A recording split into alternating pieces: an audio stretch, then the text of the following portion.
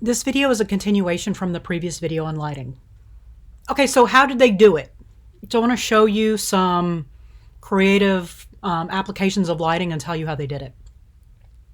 This was simply someone who cut off the top of a water bottle, put the water on the surface of a lake at sunset, and then shot through the bottle.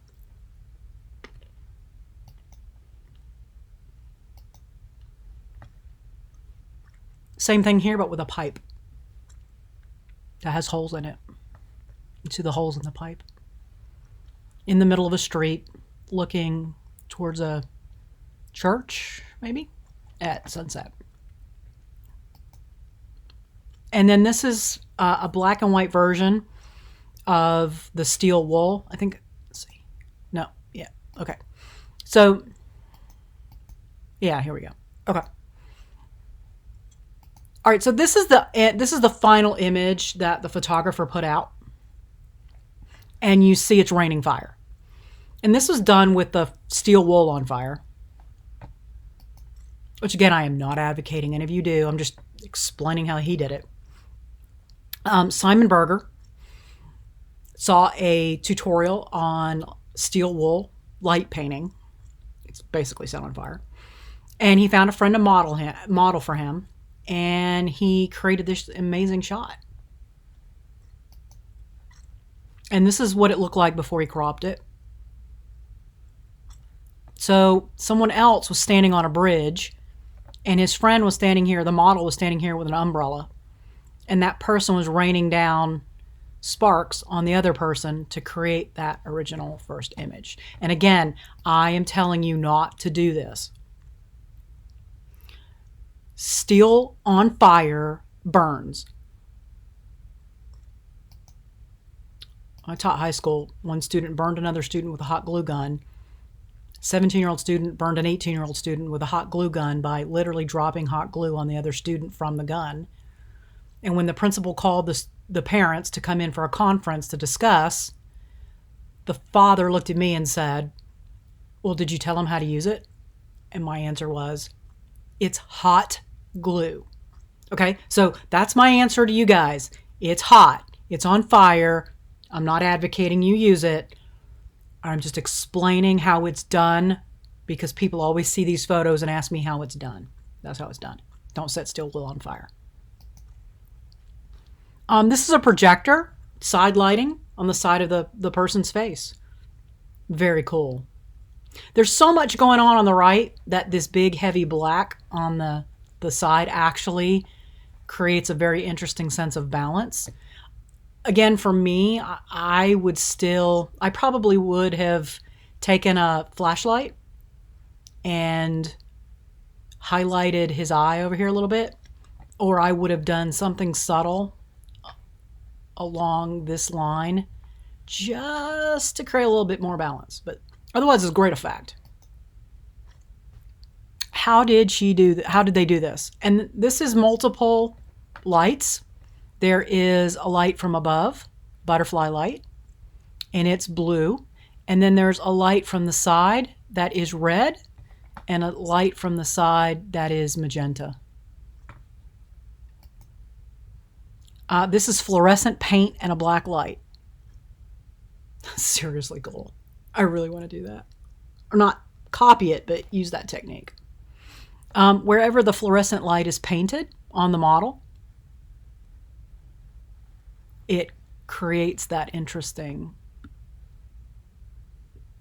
glow with the black light. So the black light, it looks like there's more than one. It looks like there's a black light this way. It also looks like there are flashlights that have been, I think her eyelashes glow on their own. I think that's what's doing that. Eyelashes are glowing on their own. So there's a black light pointed at her, but there's also another one in the back.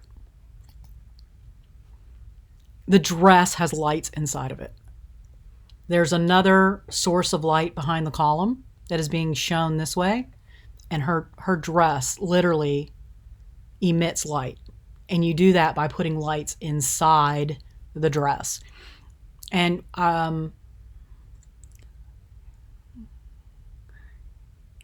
it looks like, it's really hard to know. It looks pretty uniform.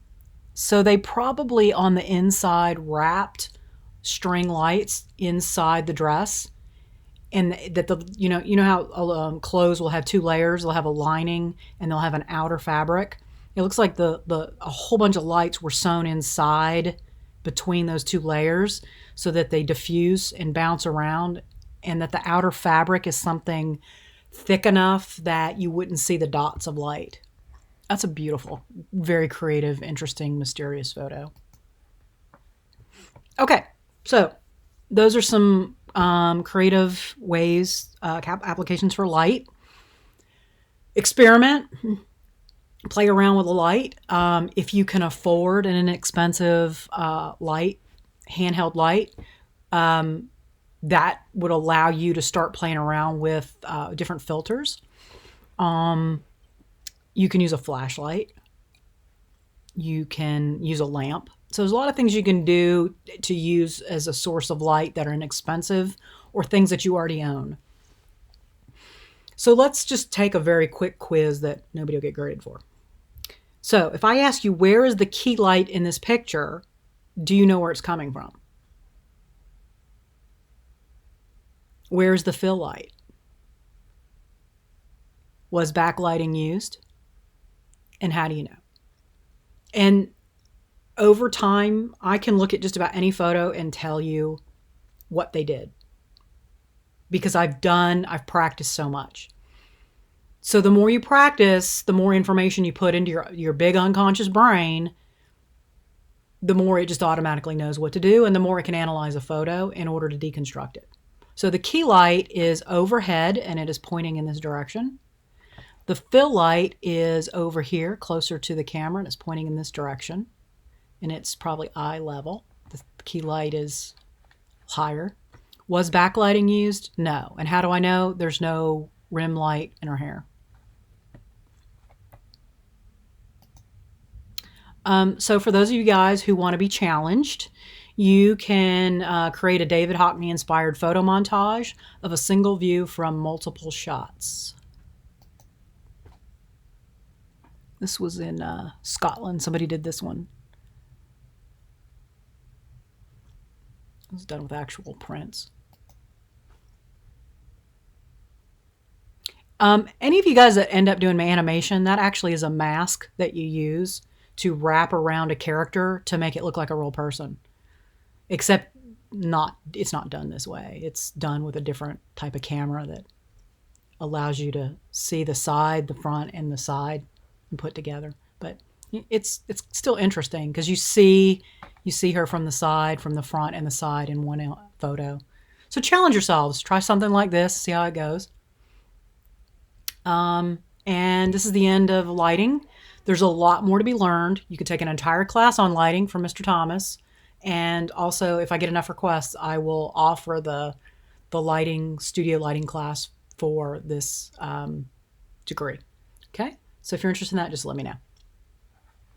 And we will continue in the next lecture